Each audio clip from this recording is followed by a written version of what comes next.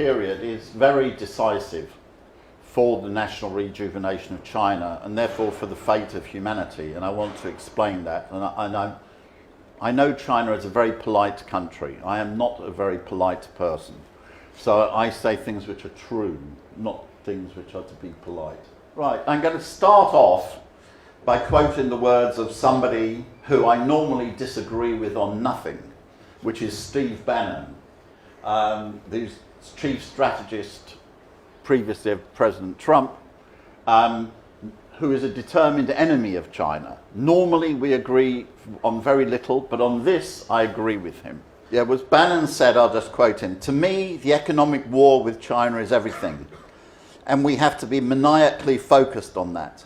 If we continue to lose it, we're 5 years away, I think 10 years at the most, have hit in an inflection point from which we will never be able to recover." He's talking about the United States, of course.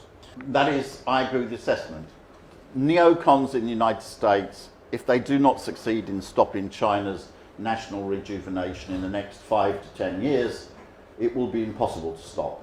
This will be very bad for US neocons, and it will be very good for China and humanity. I used a phrase which some people like in China, which is that China cannot be murdered, so it has to be persuaded to commit suicide. I mean by this something very precise. No force outside China anymore is powerful enough to stop China's rise and national rejuvenation, but there are people outside China who wish to disorientate China internally and make China commit suicide. Now you might think that's crazy. How can you persuade a country to commit suicide?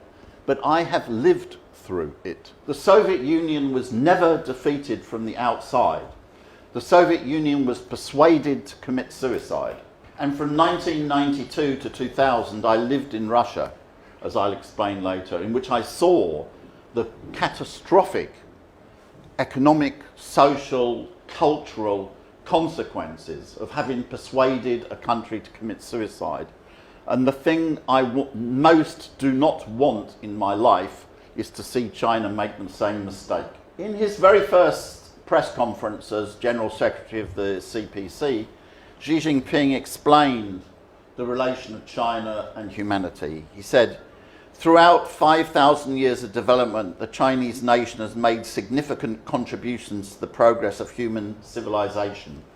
Our responsibility is to pursue the goal of the rejuvenation of the Chinese nation, so that China can stand firmer and stronger among the world's nations and make new and greater contributions to humanity." These are very eloquent words. But you can also see them from another angle, of course, which I have to, which is, because I'm not Chinese, but I am a member of humanity. So naturally someone who's not Chinese but a member of humanity sees the same.